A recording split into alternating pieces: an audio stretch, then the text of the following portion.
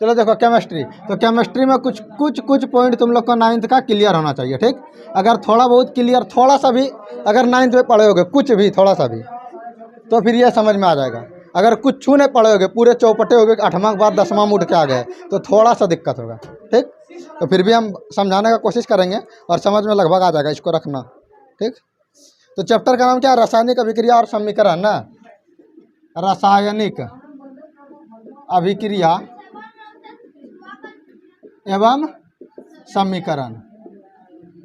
ये मेरा क्या है? केमिस्ट्री का पहला क्लास का चालू स्टार्टिंग हो रहा है, ठीक। तो केमिस्ट्री में क्या है? रासायनिक अभिक्रिया और समीकरण। तो तुम लोग पढ़े होगे रासायनिक अभिक्रिया 9th में, परिवर्तन पढ़े होगे, भौतिक परिवर्तन और रासायनिक परिवर्तन। जैसे ये मार्कर था, इसको हम ढक्कन लगा दिए और फिर खोल दिए, तो ये कौन परिवर्तन हो रहा है? भौतिक परिवर्तन। तो वो तो परिवर्तन था। अगर मान लो कि हम चावल था और चावल को बना दिए भात, तो वो क्या हो गया? परिवर्तन हो गया। कौन सा परिवर्तन? रासायनिक परिवर्तन। तो उसमें कुछ ना कुछ क्रिया हुआ होगा, कुछ ना कुछ क्या होगा?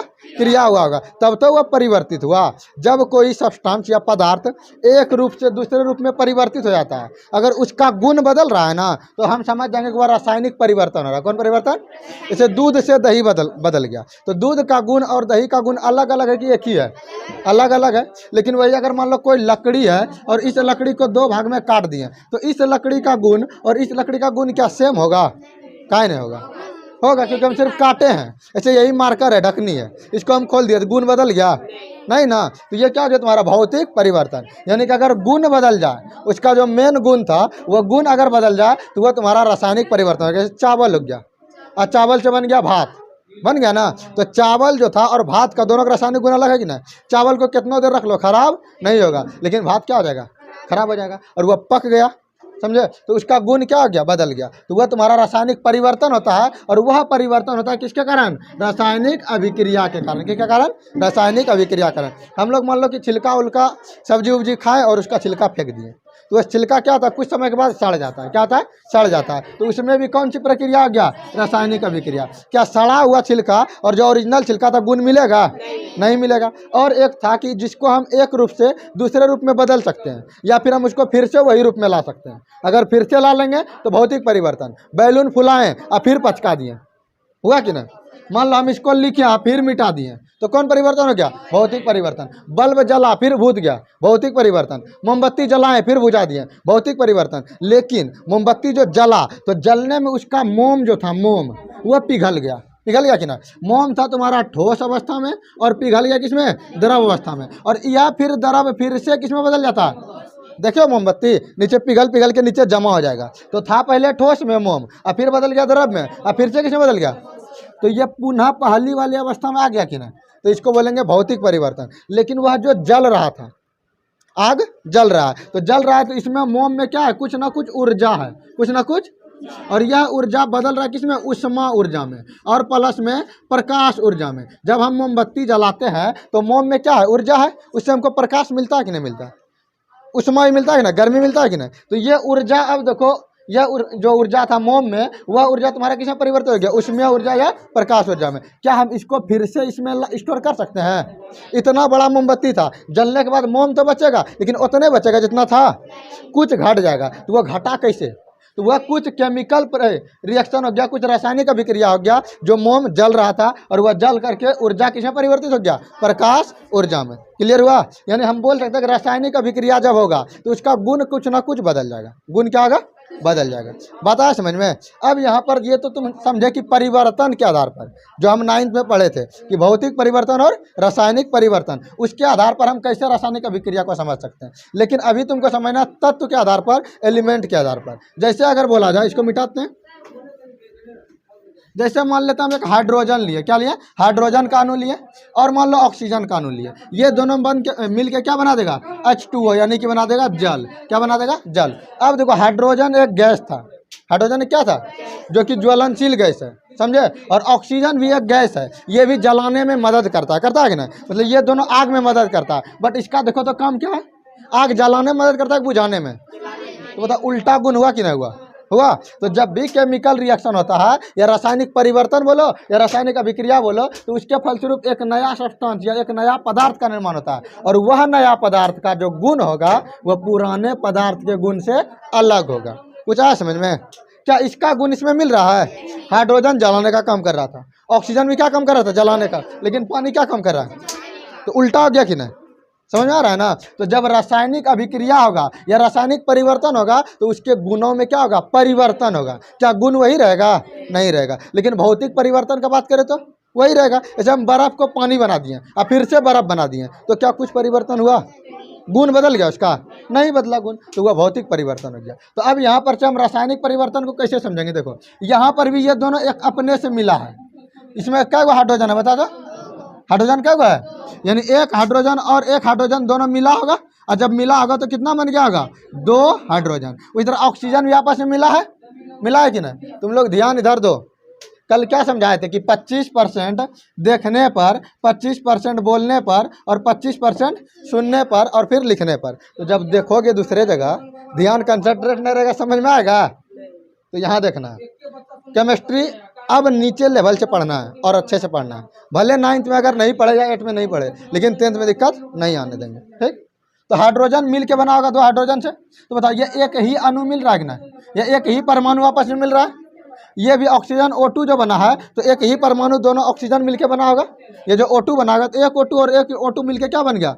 O2 बना ना, एक O और एक O, यानी एक ऑक्सीजन का अणु और एक ऑक्सीजन का परमाणु, दोनों परमाणु मिलके क्या बना दिया? अणु बना दिया। अकेले है तो परमाणु, अब मिल गया तो अणु, अकेले है तो परमाणु, अब मिल गया तो और अनक्लियर। अब बताओ ये वाला जो परमाणु था, अणु था, और ये अणु था, मिल के बना दिया जल का अणु। यह हाइड्रोजन गैस का अणु, यह ऑक्सीजन गैस का अणु, और किसका अणु बना दिया? जल का अणु। तो जल का सूत्र याद हुआ? क्या होता है? H2O। ये 2 को काउंट नहीं करना है, ये बैलेंस करने के लिए हम 2 को डाले हैं। तो जल का सूत्र क्या होता है? H2O। तो हम देखें क्या कि रासायनिक अभिक्रिया खुद ब खुद में भी हो रहा है, ना हो रहा है? यहाँ पर भी खुद ब खुद में हो रहा है, और दोनों अलग अलग में भी हो रहा है। देखो दोनों हाइड्रोजन आपस में मिला था कि नहीं? दोनों ऑक्सीजन भी आपस में मिला कि नहीं?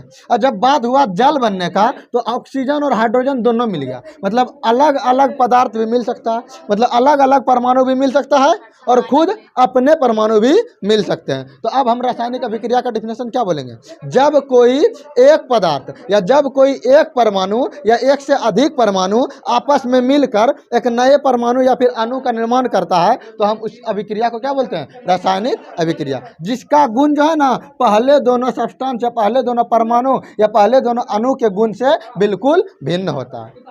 ये समझ में आया? इसका डिफिनेशन समझ में आया? रासायनिक अभिक्रिया किसे कहते हैं?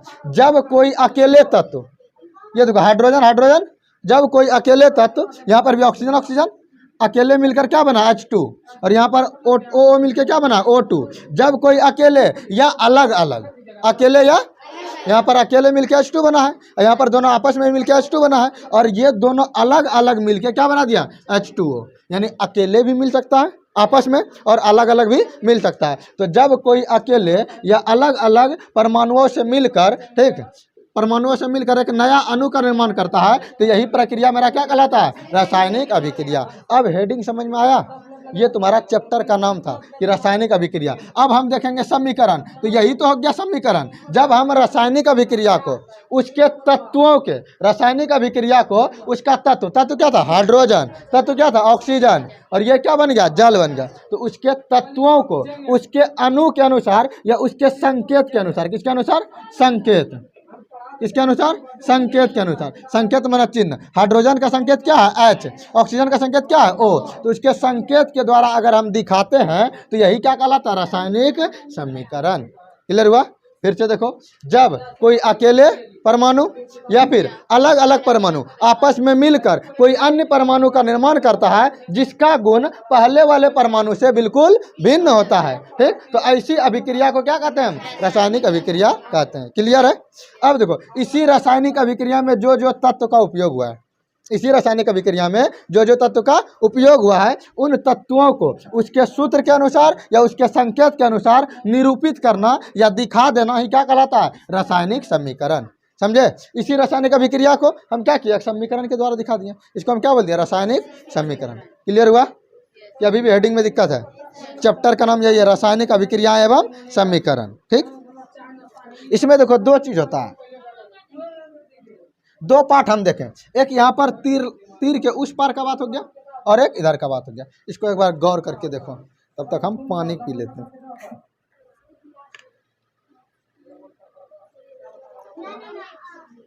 इसको तुम लोग बैठा के बोलो तो, रासायनिक समीकरण रासायनिक अभिक्रिया किसे कहते हैं?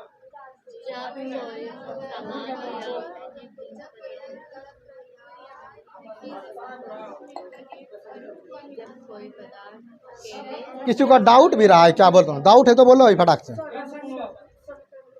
रासायनिक अभिक्रिया समझ आया?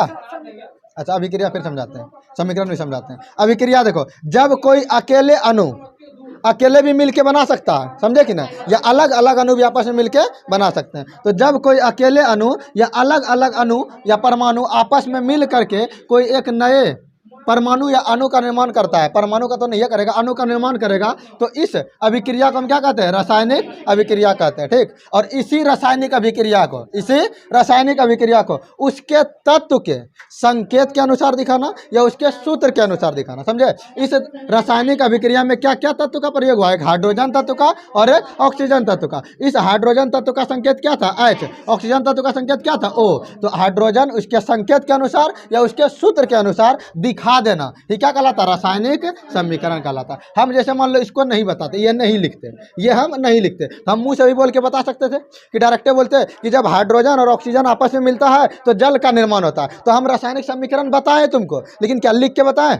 तो अब जो लिख के बताएं यही तुम्हारा रासायनिक समीकरण है, समझे? जो लिख के बताएं उसके सूत्र और संकेत के अनुसार, तो यही मेरा क्या है? रासायनिक समीकरण। क्लियर हो गया? तो रासायनिक समीकरण में दो पार्ट होता है, एक तीर के पहले वाला पार्ट और एक तीर के बाद वाला पार्ट। तीर अभिक्रिया को दिखाता है, क्या दिखाता है? कि अभिक्रिया जो है किधर से किधर हो रहा है। तो अभिक्रिया देखो, अगर हम यहाँ पर खड़े हो जाए तो ये मेरा बायां साइड है और ये मेरा दायां साइड है। तो अभिक्रिया किधर से? बायां से दायां की ओर हो रहा है या दायां से बायां की ओर?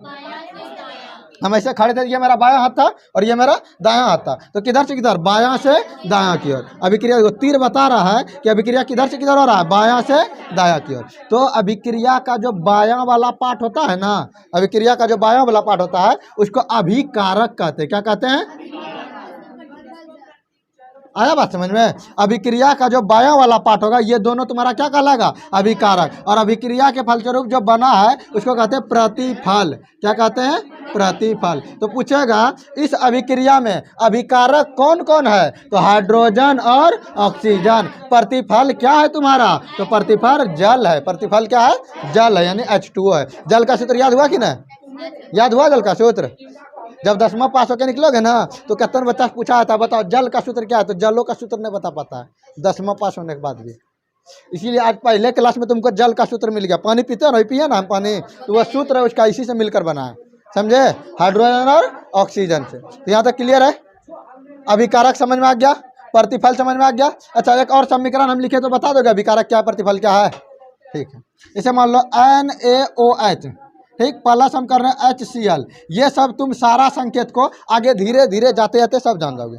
ठीक, फिलहाल तुमको इसको ध्यान रखना पड़ेगा। तो ये बना देगा तुम्हारा NaCl और प्लस में बना देगा H2। क्या बना देगा? H2O बनाएगा, H2O। देखो Na, ये Na जो है इस Cl से अभिक्रिया कर लिया। हाँ, ये Na क्या कर लिया? इस Cl से अभिक्रिया कर लिया, तो क्या बना दिया? NaCl। और ये जो OH था ये वाले H से जाके अभिक्रिया कर लिया, तो क्या बना दिया? H2O। H का हो गया देखो तो 2 गो, और एगो O था तो क्या बना दिया? H2O। क्लियर हुआ? तो यहाँ पर से क्या बना दिया मेरा? ये नमक का सूत्र है। किसका सूत्र है?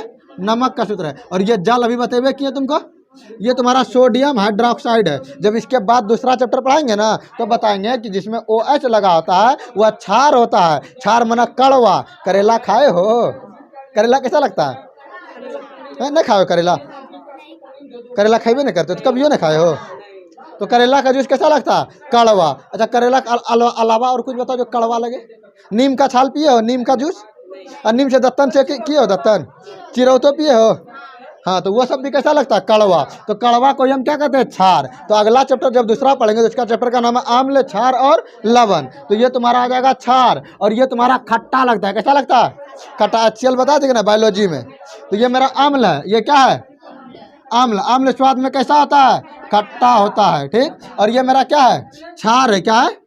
क्षार बोलो या भस्म बोलो, ये कैसा होता है? कड़वा होता है। तो जब ये दोनों अभिक्रिया करता है ना तो एक लवण का निर्माण करता है। तो लवण, नमक को क्या कहते हैं? लवण कहते हैं। लवण मना नमकीन, लवण मना नमकीन। कुछ आया बात समझ में? तो यहाँ पर से हम 3 चीज़ देख लिए कि जो जिसमें OH लगा हुआ दिख जाएगा, समझ जाएंगे वह क्षार है। जिसमें OH लगा हुआ दिख जाएगा क्षार है, और जिसमें H लगा हुआ दिख जाएगा, सिर्फ अकेले H, वो क्या बन जाएगा? अम्ल। हालांकि अम्ल का और भी पहचान होता है। OH को तुम नाइट्रोजन में भी H है तो क्या वो भी खट्टा है? नहीं, इसमें भी H है ना, ये H अकेले नहीं है बल्कि OH के साथ है।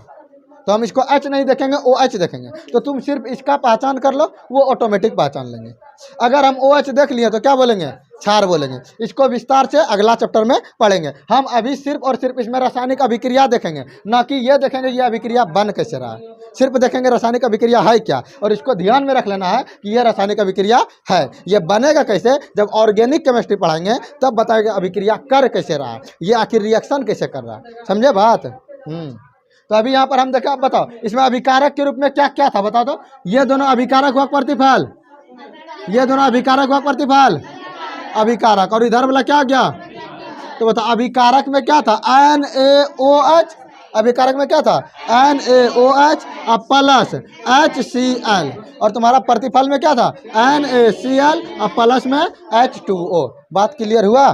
तो ये तुम्हारा आ गया अभिकारक और ये तुम्हारा आ गया प्रतिफल। इसका गुण और इसका गुण बताओ अलग अलग है कि नहीं? देखो ये कड़वा था, ये खट्टा था, मिल के बन गया नमकीन।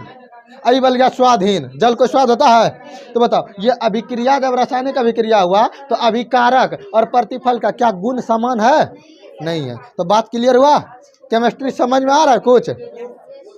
ठीक है, तो इसको यहाँ तक मिटा दें, आगे चलें? ठीक है, कहाँ गया मिटाने वाला?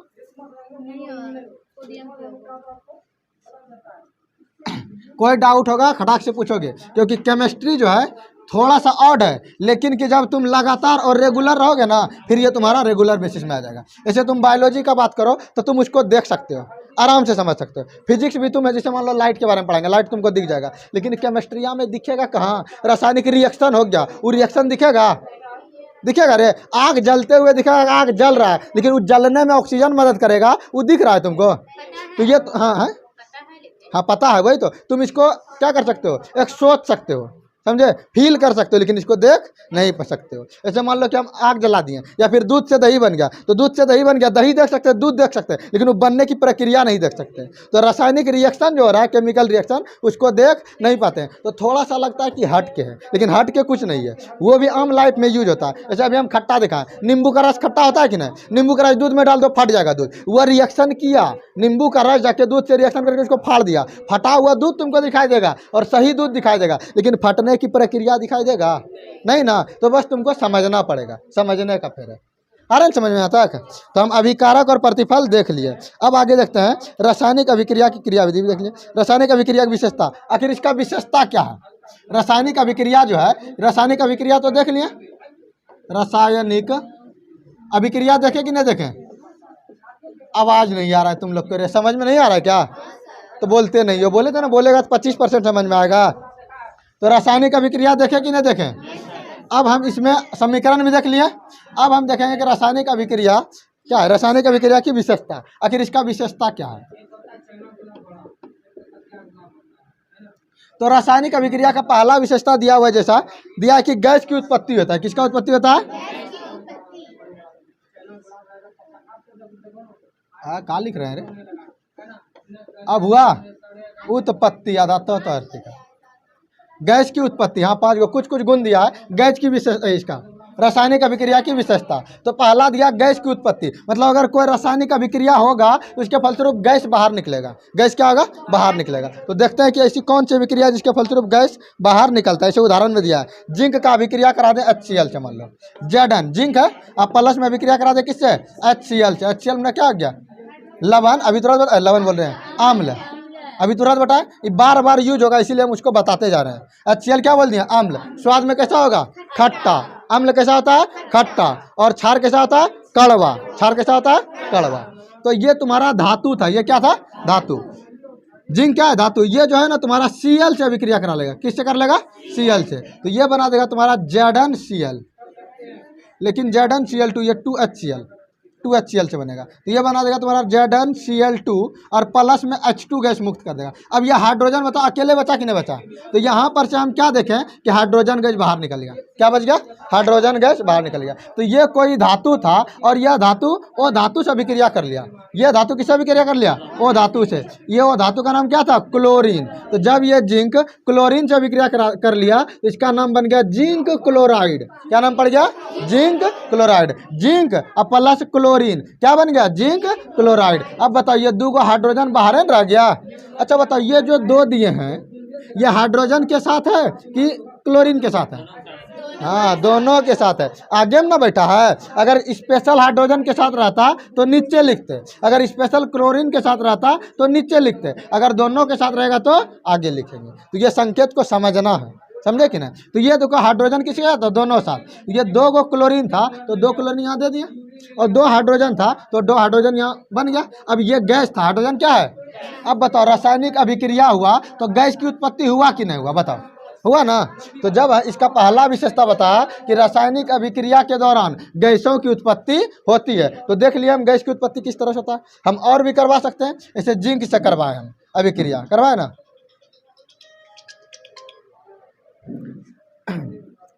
जैसे मान लो कैल्शियम से करवाते हैं, कैल्शियम अभिक्रिया, कैल्शियम से कैल्शियम प्लस 2HCl, ठीक। तो ये बना देगा तुम्हारा कैल्शियम क्लोराइड। क्या बना देगा?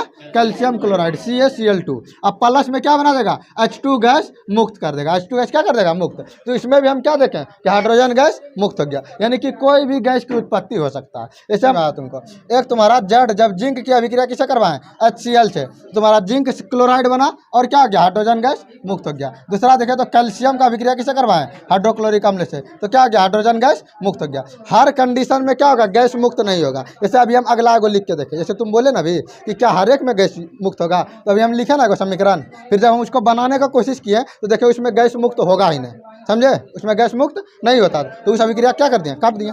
अब उसके बाद देखते हैं सेकंड कंडीशन क्या था, बता दो। सेकंड कंडीशन क्या बोला? अवक्षेप का बनना, अवक्षेप का बनना।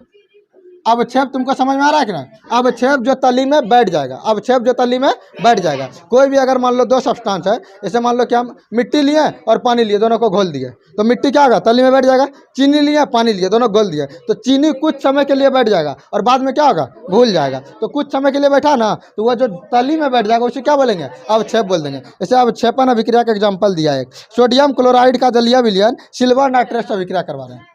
सोडियम क्लोराइड NaCl का विलयन का अगर हम सिल्वर नाइट्रेट AgNO3 से अभिक्रिया करवा रहे हैं तो ये बना रहा है क्या? AgCl बना रहा है। क्या बना रहा है?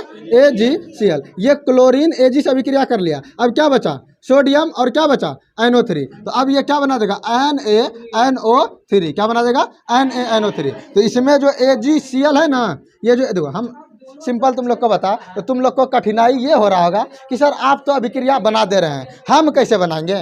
सबके मन में यही डाउट है, हम सबके मन को पढ़ लिए कि ये भारी लग रहा है सर कि आप तो अभिक्रिया बना दे रहे हैं, हम कैसे बनाएंगे? तो हम भी डायरेक्टर थोड़ी सीखे हैं, टाइम ना लगता है। अभी तुम पढ़ना चालू किए, इसको धीरे धीरे दिमाग में बैठाना है, फिर पूरा केमिस्ट्री मतलब ऑर्गेनिक केमिस्ट्री तक आते आते तुम अभिक्रिया बनाने क्या हो जाओगे? सीख जाओगे। समझे बात कि नहीं? बात समझे? कल हम 30 तक याद करने दिए हैं तुमको, उसको याद करके आओ, फिर तुमको बताएं किसमें प्लस किसमें माइनस होता है, फिर वो कैसे रिएक्शन करता है। आखिर ये Cl Ag से ही अभिक्रिया किया, NO3 से अभिक्रिया क्यों नहीं किया, समझे? तो ये सब भी बताएंगे। लेकिन फिलहाल जो तुम्हारा ये चैप्टर है रासायनिक अभिक्रिया, ये तुमको पीछे वाला डायरेक्ट कोनो चैप्टर से उठा के लेगा। ये चैप्टर हर एक चैप्टर को टच करता है, समझे? ये चैप्टर जो है हर एक चैप्टर का केमिकल रिएक्शन को उठा के लगाएगा। तो अब हम हर एक चैप्टर पढ़ेंगे तब ना सबका केमिकल रिएक्शन जानेंगे। लेकिन हम पहला चैप्टर स्टार्ट किए तो पढ़ना तो सब पड़ेगा कि नहीं? तो थोड़ा सा इसमें है अलग, लेकिन तुमको ये समझना, हम जैसे बता रहे हैं कि Cl अभिक्रिया किससे कर लिया? Ag से, तो क्या बना दिया? AgCl। और Na सोडियम अभिक्रिया किससे कर लिया? Na3 से, NO3 से, क्या बना दिया? NaNO3। अब ये तुम्हारा किस रूप में बैठ गया? अवक्षेप के रूप में बैठ गया। किस रूप में? अवक्षेप के रूप में। मतलब अगर हम इसको घोलेंगे ना कोई चीज़ में, अगर NaCl यानी नमक का जलीय विलयन में AgNO3 को घोल देंगे सिल्वर नाइट्रेट को, तो ये AgCl क्या होगा? तली में बैठ जाएगा। क्या होगा? तली में बैठ जाएगा। अब बताओ ये अवक्षेप बना कि नहीं बना? तुमको मेन समझना है कि क्या रासायनिक अभिक्रिया के दौरान गैस की उत्पत्ति होता है। क्या रासायनिक अभिक्रिया में अवक्षेप बनता है। तुमसे जो बोर्ड एग्जाम क्वेश्चन पूछेगा, सीधा क्वेश्चन पूछेगा रासायनिक अभिक्रिया की विशेषताओं को लिखें, तो हमको ये सब नहीं लिखना है, डायरेक्ट लिखना है रासायनिक अभिक्रिया की निम्न विशेषताएं। पहला, रासायनिक अभिक्रिया के दौरान गैसों की उत्पत्ति होता है। दूसरा, रासायनिक अभिक्रिया के दौरान अवक्षेप का बनता है। समझे? तो ये सब डायरेक्ट पॉइंट वाइज लिखना है, ये रिएक्शन करना नहीं है। लेकिन रिएक्शन कर दोगे तो अगर वो नंबर काटना भी चाहेगा तो जान के भी नहीं काट सकेगा। समझे कि नहीं? अगर रिएक्शन बना दोगे तो जो भी नंबर उसका मन में अगर डाउट भी रहेगा तो वह नहीं काट सकता, तब फुल में फुल। हाँ, एग्जाम्पल के तौर पर। समझे कि नहीं? तो धीरे धीरे दिमाग में बैठेगा। इसको मिटा देते को समझ में आया कि नहीं आया? अब छेप समझ में आया, वह क्या होगा, तली में बैठ जाएगा। तो यहाँ पर तली में कौन बैठेगा, AgCl, और यहाँ पर तुम्हारा गैस के रूप में कौन निकल जाएगा, हाइड्रोजन गैस मुक्त हो जाएगा। तो मिटा दो इसको। चलो अगला पॉइंट क्या था, देखो तो रंग परिवर्तन ना। अब बताओ, लिटमस जैसे तुम लोग देखे होगे, क्या देखे होगे, नाम सुने हो, 7th में पढ़े थे, नहीं पढ़े, 9th में पढ़े थे। एक होता है लिटमस पेपर। क्या होता है? लिटमस पेपर का काम क्या है, ये सिर्फ अम्ल और क्षार को सूचित करता है। इसको एक तरह से हम सूचक कहते हैं। पढ़े थे सूचक 7वां में, क्लास 7th में? अच्छा कोई बात नहीं। सूचक में क्या होता है, सूचना देना। सूचक में क्या होता है, तो इसका काम है कि कौन सा एसिड है यानी अम्ल है जो स्वाद में खट्टा है, और कौन सा क्षार है जो स्वाद में कड़वा है, उसका जानकारी कौन देता है, सूचक। कौन देता है, सूचक। तो उसी तरह एक लिटमस नामक सूचक था जिसको हम ग्राफिक्स, क्या नाम था, ग्राफिक्स नामक लाइकेन से प्राप्त करते हैं। अब ये लाइकेन क्या है, तो लाइकेन पौधा का नाम है। किसका नाम है, लाइकेन नाम का एक पौधा होता है, और उसी पौधे से एक ग्राफिक्स नामक लाइकेन, मतलब लाइकेन का पौधा है, उसका भी कई सारा प्रकार है, इसमें से एक प्रकार क्या है, ग्राफिक्स। लाइकेन पौधा का नाम है। और इस, अब तुम सर्च मार के देखना, अभी तो सर्च मार के दिखा नहीं सकते, समझे। लाइकेन पौधा तुम लोग घर में सर्च मार के देखना, वो तुमको दिखेगा, ठीक। तो लाइकेन पौधा में कैसा प्रकार हो गया, ग्राफिक्स। और इसी ग्राफिक्स नामक लाइकेन से किसकी प्राप्ति होती है, लिटमस है क्या, तो एक प्रकार का सूचक है। सूचक मतलब हम लोग को सूचना देता है, यह विलयन है। अब पेड़ से ही प्राप्त क्यों हुआ, भगवान से पूछो, ये लिटमस पेड़ में ही क्यों दिए भगवान। अब लिटमस बोलेगा हम लोग को मानवे में जन्म क्यों दिया, तो हम इसका जवाब क्या देंगे। ये कोई इसका कोई जवाब है कि लिटमस पेड़ से ही क्यों प्राप्त हुआ। और भी है, ऐसे मान लो कि तुम कुछ रासायनिक सूचक भी है, जैसे फिनोल्फथलीन ले लो। अब ये हम रासायनिक केमिकल रूप से बनाए, तो तुम बोलो ये केमिकल क्यों बना रहे हैं, इसको भगवान क्यों नहीं दिया। इसका तो कोई जवाब मेरे पास ना है कोई जवाब, तुम ही लोग जवाब दो, मेरे पास जवाब रहता तो बताइए वो करते। तो एक है फिनोल्फथलीन, जैसे मान लो मेरा स्पेल मिस्टेक हो जाता है, फिनोल्फथलीन, ये तुम्हारा रासायनिक सूचक है। सूंघते हो नाक में, फिनोल्फथलीन का गोली नहीं तो उजला उजला रहता है रे, कपड़ा में जो देता है बक्सा में रख के, जो मांगता है फेनैनी गुल्ली बोलता है, नहीं बोलता फेनैनी गुल्ली, इतना ढका पॉकेट रहेगा, और इस पॉकेट में 9 गो लगभग गोली रहेगा उजला उजला, और इसको बक्सा में रख देगा कि कपड़ा महके नहीं, रहता है कि नहीं। हाँ यही, ये तुम्हारा फिनोल्फथलीन है। तो ये फिनोल्फथलीन भी क्या करता है, सूचना प्रदान करता है। ये तुम्हारा रासायनिक सूचक है, क्या है, रासायनिक सूचक। और ये तुम्हारा प्राकृतिक सूचक है। तो सूचक क्या कर रहा है, सूचना बता रहा है। अगर मान लो कोई पानी, मान लो ये रखा हुआ है, मान लो इसी में एसिड रख दिया, 1 गिलास एसिड रख दिया, अब वो एसिड रंगहीन है, कोई रंग का नहीं है, और तुमको लग रहा है देखने में पानी है, और जैसे मुँह का सब जल गया, तो पता हम कैसे करेंगे ये अम्ल है या क्षार है, ये हमारे लिए हानिकारक है या लाभदायक है। तो हम लगाएंगे क्या, लिटमस, और उसमें इसको डुबा के देखेंगे। अगर वह रंग बदल देगा, तो रंग कैसे बदलता है, लिटमस जो होता है नीला, कैसा होता है, या याद रखो कि ये अम्लीय विलयन में लाल देता है। अम्लीय विलयन में कैसा रंग देता है, अगर वह विलयन अम्लीय होगा यानी एसिटिक होगा, एसिड वाला होगा, तो यह लिटमस कैसा आ जाएगा, लाल। और लिटमस का एक तरह से कलर देखो तो मुख्य रूप से नीला कलर में ही पाया जाता है। अरे पौधा में पाया था, उसका छाल काट के निकाला है। हम भी तो वही जान रहे थे, हमको पता नहीं। तुम बोले कि पौधा से ही क्यों प्राप्त होता है, ये ना क्वेश्चन पूछे। पौधा का छाल में रहता है, इतना सब कुछ नहीं है। लिटमस ये नीला किसमें होगा, क्षारिया में, किसमें होगा, समझ आया। तो ये जो लिटमस है अगर नीला हो गया, मान लो 1 विलयन था, उसमें हम डुबा दिए, अब वो कैसा हो गया, नीला हो गया, मतलब वो कैसा विलयन है, क्षारीय। और अगर वो कैसा हो गया, लाल हो गया, मतलब वो कैसा है, अम्लीय है। और उदासीन अगर रहेगा, मतलब मान लो कि सिंपल पानी है, उसमें डुबा दिए, तो पहले जैसा लिटमस था वैसा ही रहेगा, चेंज ना होगा। जैसे मान लो हम इसको अम्ल में डुबा के निकाले लिटमस को, अब उसका कलर कैसा हो गया, लाल हो गया। अगर हम उस लिटमस को फिर से पानी में डालते हैं, तो पहले कैसा था, अभी लाल था, तो उसका रंग नहीं बदलेगा, लाल ही रहेगा। मतलब हम समझ जाएंगे कि वह तुम्हारा ना ही अम्लीय है ना ही क्षारीय, मतलब हमारे लिए हानिकारक नहीं है, समझे। और अगर मान लो क्या वह था नीला और डाल दिया अम्ल में, तो लाल कैसा हो जाएगा, लाल हो जाएगा, होगा कि नहीं। अगर वह पहले से नीला था और हम क्षारीय में डाल दिए, तब तो नीला था ही और नीले होगा, तब फिर से कन्फ्यूजन होगा कि नहीं। कि अगर यह नीला था और हम क्षार में डालें तो फिर से वह नीला होता, लेकिन वह तो था पहले से नीला, तो पता चलेगा। तब 2 गो लिटमस रखेंगे, एगो लाल वाला और एगो, तो दोनों के एक करके डुबा के देखेंगे। अगर कोई रंग नहीं बदल रहा है तब समझ जाएंगे वो उदासीन है। लेकिन अगर लाल वाला नीला बदल रहा है या नीला वाला लाल बदल रहा है, मतलब वो क्या है, या तो अम्लीय या तो क्षारीय। तो ये समझ में आया। मतलब अगर रासायनिक अभिक्रिया हो रहा है उसके फलस्वरूप रंग भी बदल रहा है कि नहीं बदल रहा है।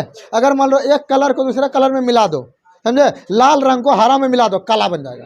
क्या बन जाएगा, काला बन जाएगा। तो अलग रंग बना कि नहीं बना ना। तो जब इस तरह से क्या होता है, जब रासायनिक अभिक्रिया होता है तो कलर भी परिवर्तन होता है, रंग में भी परिवर्तन होता है। क्लियर हो गया यहाँ तक। अगला पॉइंट क्या था, ताप में परिवर्तन। देखो तुम लोग कभी चूना देखे हो, घर में पोंछने के लिए चूना लाते होगे और नाद में जाके ढार देते होगे और पूरा बुलबुली छोड़ने लगता होगा, छोड़ता है। और देखना उस पानी को छू के देखना, कभी पूरा गर्म होता है कि नहीं। कभी न छुए तुम, मतलब तुम घर में पेंट उंट नहीं किए हो, पुट्टी किया हुआ हाँ उसका पुट्टी क्या हुआ, कोनो पानी में दे दो, गर्म में होगा।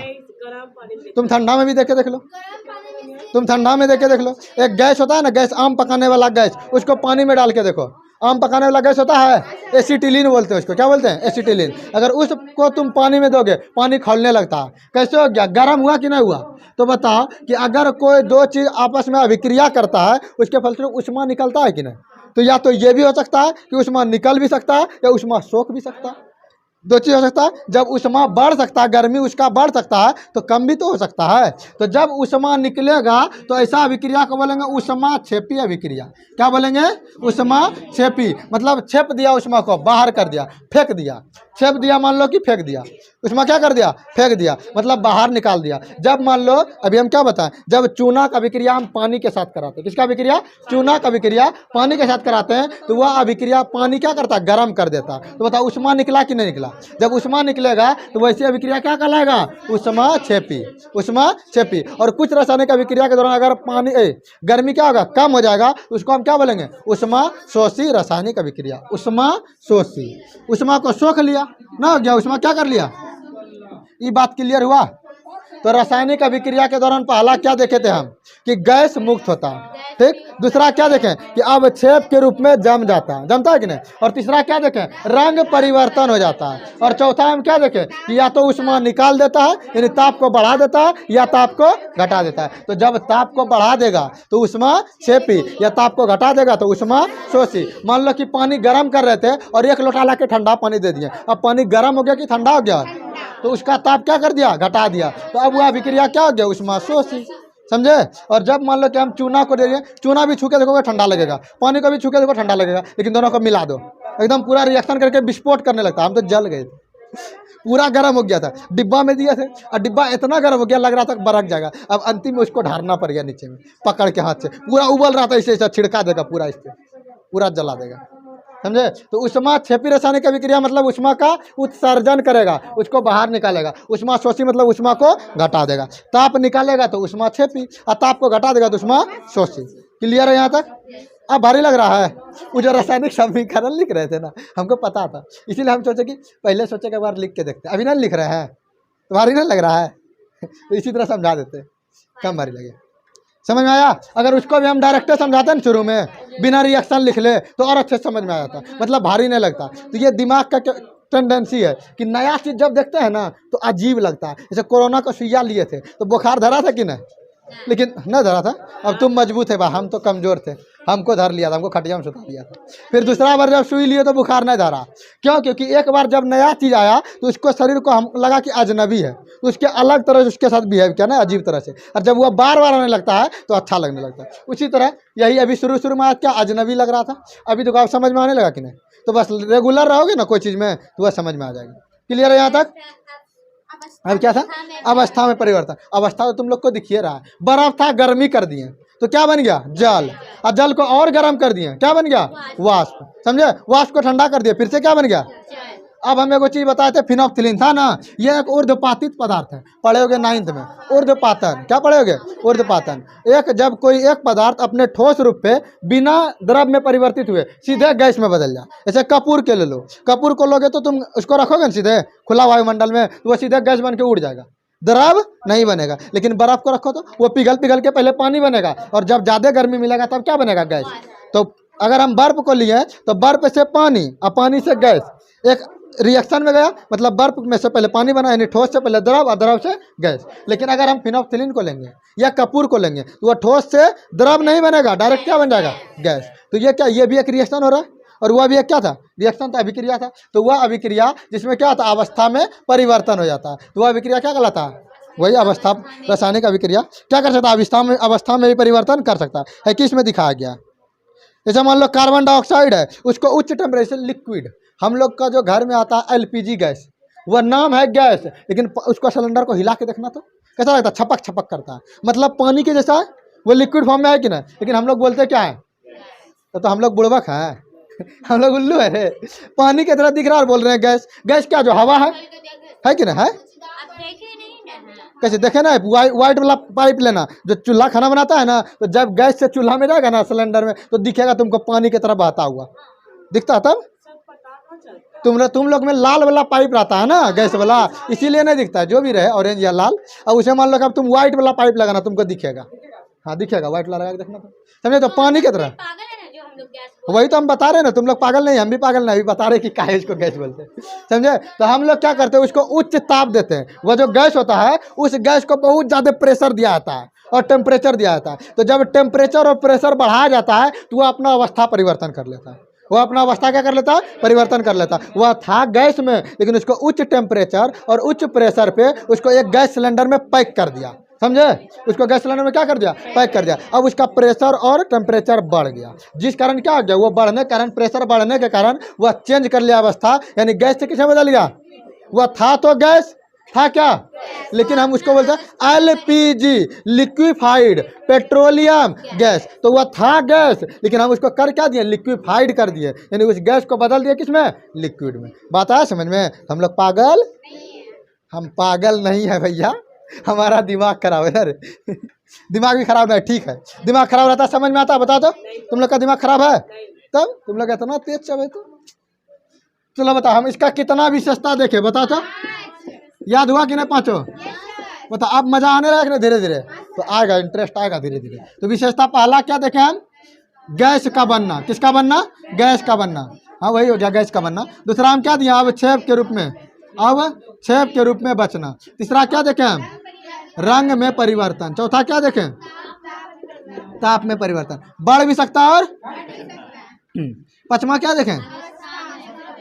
कोनो दिक्कत यहाँ तक? क्लियर हो जाए यहाँ तक?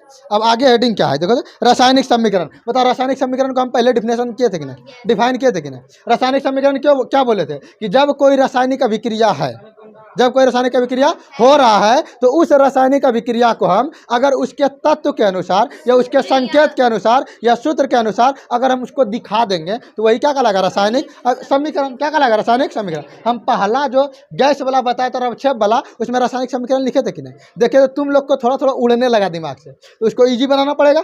अब हम धीरे धीरे रासायनिक समीकरण भी लाएंगे, ताकि तुम लोग को थोड़ा थोड़ा डोज दे ना, तो थोड़ा थोड़ा तुम लोग पचा लो। एक के बार देंगे तो उल्टी हो जाएगा ना, होता है बोलता हद से ज़्यादा कभी मत खाना, खाकर हुआ पीछे पछताना। अगर खाओगे ज़्यादा तो पीछे पछताओगे, समझे कि नहीं? तो तुम लोग को भी धीरे धीरे खिलाएंगे। हम देखे पहले डोज देखे कि थोड़ा ऊपर जा रहा था, अब धीरे धीरे डोज देंगे। पकड़ लिया ना तुम लोग को?